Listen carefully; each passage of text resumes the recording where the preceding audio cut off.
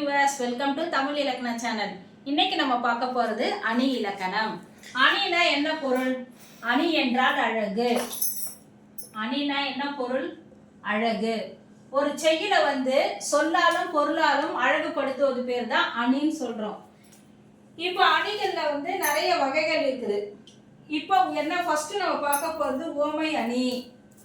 ஏற்கனவே அணி இலக்கணம் தான் சொல்லி கொடுத்துருப்பேன். இங்க மீதி இருக்கிறதுலாம் பார்க்கணும். ஓமை அணி. ஓமை அணி அணி இலக்கணத்துல ரொம்ப முக்கியமானது எதுனா ஓமை அணி. இது மற்ற அணிகள் ஓமையிலிருந்து தான் வந்திருக்கு. ஓமை அணி தான் முக்கியமானது, இன்றியமையாதது. இந்த ஓமை அணியில இருந்து தான் மற்ற அணிகள்லாம் பிரிஞ்சு வந்திருக்குன்னு சொல்றாங்க. இப்ப மலர்பாதம் ஓமை அணிக்கு எடுத்துக்காட்டுனது மலர்பாதம். அது எப்படி சொல்றோம்? நம்ம பாதத்தை எதோட கம்பேர் பண்றாங்க? மலரோட கம்பேர் பண்றாங்க. அப்போ மலர் போன்ற பாதம். பாதம்ன்றது பொருள். பாதம்ன்றது என்னது? பொருள். இந்த மலர்ன்றது என்னது? ஓமை. அதுக்கு தானே கம்பேர் பண்றாங்க, ஓமை. இப்ப இதுல என்ன இருக்கு? போன்றன்ற ஓம உருவு எப்படி வந்துள்ளது? மறைந்து வந்துள்ளது. போன்ற ஓம உருவு என்னது? போன்ற. இதுதான் என்னது? ஓம உருவு. இப்ப ஓமை அணியில மலர் பாதம் அப்படின்னா மலர் போன்ற பாதம். இதுல ஓமை எதுனா மலர், பாதம் தான் பொருள், போன்றன்றது தான் ஓம உருவு. இதுக்கு திருக்குறள்ல இருந்து ஒரு எடுத்துக்காட்டு சொல்றாங்க. இனிய உளவாக இன்னாத கூறல் கனி இருப்ப காய் கவர்ந்தற்று. இனிய உளவாக இன்னாத கூறல் கனி இருப்ப காய் கவர்ந்தற்று அப்படின்னா என்ன அர்த்தம்? இன்சொற்கள் இருக்கும்போது தேவையில்லாத ஒன் சர்க்கிளை நம்ம பேசக்கூடாது.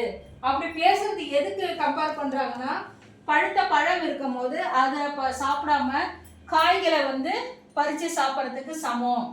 பழத்தை சாப்பிட்றது இனிப்பா இருக்குமா? காயை சாப்பிட்றது இதுவா இருக்குமா? பழம் தானே நல்லா இருக்கும். அது மாதிரி கம்பேர் பண்றது, ஒரு விஷயத்த கம்பேர் பண்றாங்க. அதான் இனிய உளவாக இன்னாத கூறல் கனி இருப்ப காய் கவர்ந்தற்று. இந்த திருக்குறள்ல இடம்பெற்றுள்ள அணி எதுன்னு கேட்டாங்கன்னா ஓமை அணின்னு எழுதணும். அடுத்து நம்ம பார்க்க போறது உருவக அணி. அடுத்து நம்ம பார்க்க போறது என்னது? உருவக அணி. இதேதான், ஒரு பொருளை சிறப்பிக்க எண்ணி ஓமையாகும் வேறொரு பொருளோட அதை ஒப்பிட்டு சொல்லுவாங்க. இதுக்கு நமக்கு பார்க்கும்போது ஓமை ஓமை எல்லாமே ஒரே மாதிரி தான் இருக்கும், வித்தியாசமே தெரியாம. இதுக்கு ரெண்டும் ஒன்று போலதான் நமக்கு தோன்றும். ஒரு எடுத்துக்காட்டு சொல்றேன். இன்சொல் விளைநிலமாக ஈதலை வித்தாக வன்சொல் கலைக்கட்டு வாய்மை எருவட்டி அன்பினீர் பாய்ச்சி அறக்கதிர் ஈன்றதோர் பைங்கூழ் சிறுகாலை செய். இந்த பாடல்ல என்ன சொல்றாங்க? இன்சொல் விளைநிலமாக. இன்சொல் விளைநிலமாக. நமக்கு இதுல ஓமை ஓமையும் இது மாதிரி பிரிக்கிற மாதிரியா இருக்கு, அப்படியே நேரடியா இருக்கு. உருவக அணி இன்சொல் விளைநிலமாக. இனிமையான சொல்ல விளைந்திருக்க நிலமா கம்பேர் பண்றாங்க. அதுக்கப்புறம் வன்சொல் கலையாக என்ன சொல்றாங்க? வன்சொல் கலைக்கட்டு. அப்போ வன்சொல் கலைக்கட்டு. வாய்மை எருவாகவும் வாய்மை எருவட்டின்னு போட்டிருக்காங்க.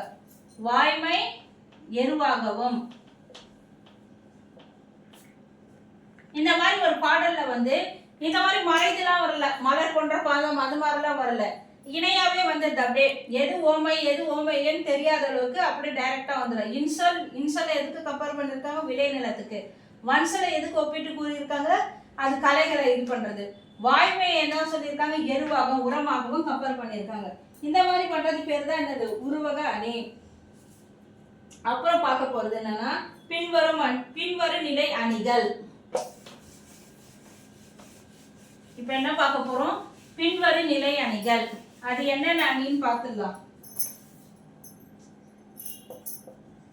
பின்வரு நிலை அணிகள். இப்ப இந்த பின்வரு நிலை அணிகள்ல பிரிவுகளா இருக்கு. ஃபர்ஸ்ட் என்ன சொல்றேன்னா சொல் பின்வரு நிலை அணி. ஃபர்ஸ்ட் என்னது? சொல் பின்வரு நிலை அணி.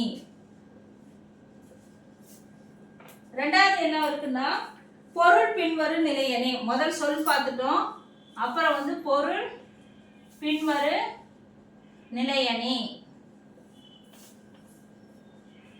பின்வரும் நிலையில் என்னென்ன இருக்கு? சொல் பின்வரும் நிலையணி, பொருள் பின்வரும் நிலையணி, அதுக்கப்புறம் சொற்பொருள் பின்வரும் நிலையணி. இது ரெண்டும் இணைந்து சொற்பொருள் பின்வரு நிலையணி.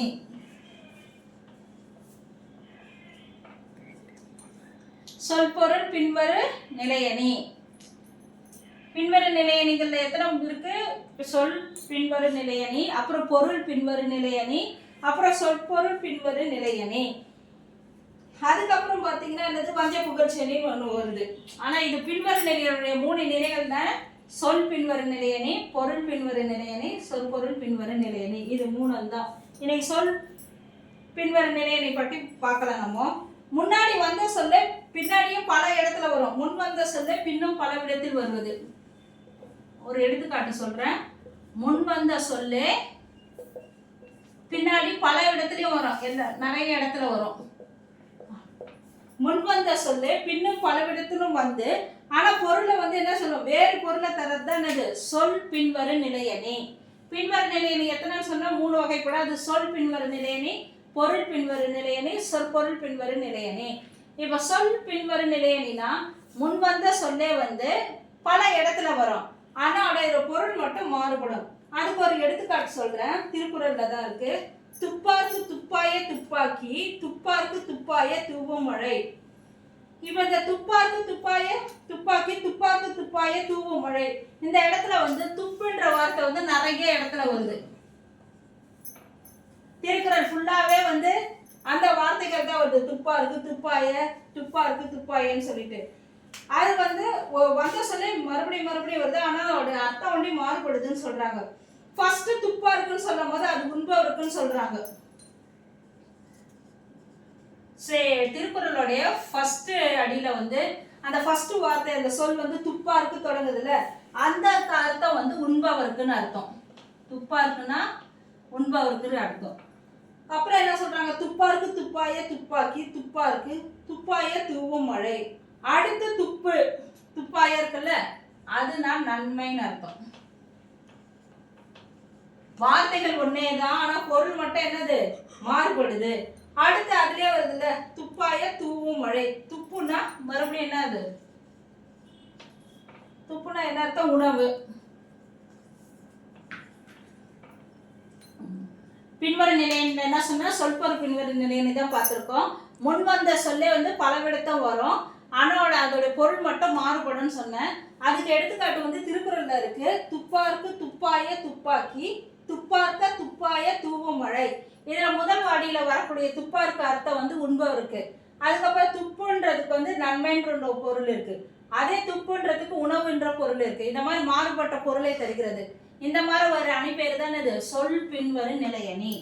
நாளைய கிளாஸ்ல வந்து பொருள் பின்வரும் நிலையணி, சொற்பொருள் பின்வரும் நிலையணி, வஞ்ச புகழ்ச்செயலி, இது 3 பார்க்கலாம். இன்னையோட இந்த கிளாஸை நம்ம முடிச்சுக்கலாம். என்னோட சேனல் பிடிச்சிருந்ததுன்னா லைக் பண்ணுங்க, ஷேர் பண்ணுங்க, சப்ஸ்கிரைப் பண்ணுங்க, பெல் பட்டனை ப்ரெஸ் பண்ண மறந்துடாதீங்க, ஆல் ஆப்ஷனை கிளிக் பண்ணுங்க. நாளைக்கு மீதி இருக்கிற கிராமரை பார்க்கலாம்.